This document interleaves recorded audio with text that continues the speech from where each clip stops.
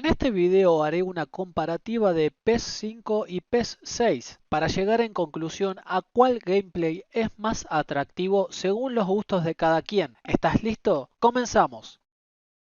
Pro Evolution Soccer 5. Partiendo del P5, en cuestiones de gameplay, podemos ver que los disparos son bastante bien controlados por el sistema implementado, dándonos mayor control al presionar el botón para patear o cabecear. También podemos notar un muy buen control en los disparos desde dentro del área y fuera. La dirección será fundamental cuando hagamos un disparo, dándonos mayor inventiva y siendo nosotros quienes controlemos la dirección del mismo. Los movimientos serán pausados pero realistas. Los pases, como las físicas del balón, serán acordes a la situación, siendo estos más adaptables a cada una.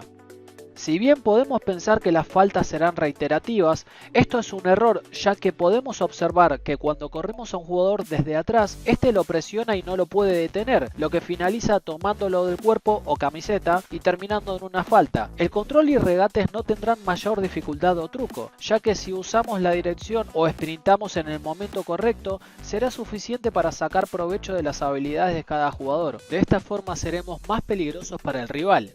Los pases largos y en profundidad serán una muy buena herramienta para crear jugadas gracias a las buenas físicas del balón y mayor control en la energía del disparo, así como la dirección del mismo. También esos cambios de frente que tenemos en mente como en los partidos reales serán posibles, por lo que si sos muy estratega dentro del campo de juego, esto será de mucha utilidad.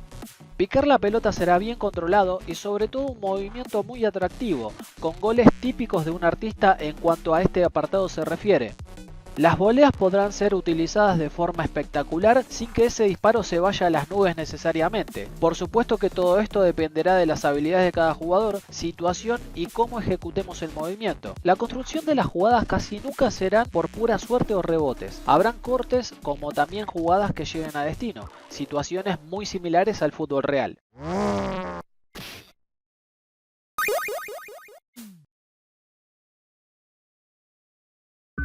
Lo primero que notaremos es una clara diferencia a nivel jugable. Todo es mucho más frenético que en PES 5. Las pausas son menores, los disparos parecen más potentes, los partidos se suceden con más adrenalina. Si sabemos controlar la potencia de cada disparo, puede ser un arma letal para hacer goles espectaculares y prácticamente inatajables. Los cabezazos serán muy fuertes si se ejecutan con carrera. Los tiros libres dependerán de la distancia, potencia del disparo y combinación de botones que ejecutemos. Tendremos a disposición algunas skills o regates útiles para intentar burlar al rival. Los pases largos serán potentes o más tipo globo, sin punto medio. Podemos utilizar el pase largo en profundidad con la combinación de botones L1 más triángulo, pero este no siempre será exacto. También podemos disparar al arco colocando la pelota, lo que dará mayor precisión cuando queremos clavarla al segundo palo, por ejemplo.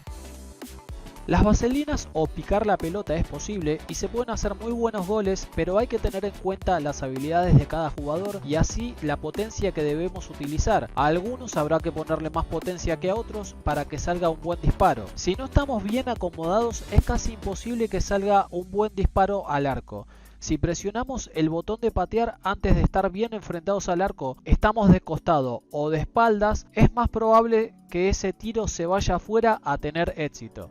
En comparativa con PES 5, el PES 6 tiene un control más deficiente por varios factores. Las físicas del balón y colisiones no son tan exactas como en PES 5, lo que da como resultado un peor manejo del sistema de disparos, cosa que en varios comentarios me han dicho que cuando tocan el botón para patear, aunque sea un poco, se les va por las nubes. También los rebotes harán un efecto pinball que nos favorecerá o harán enojar por los goles injustos o jugadas peligrosas.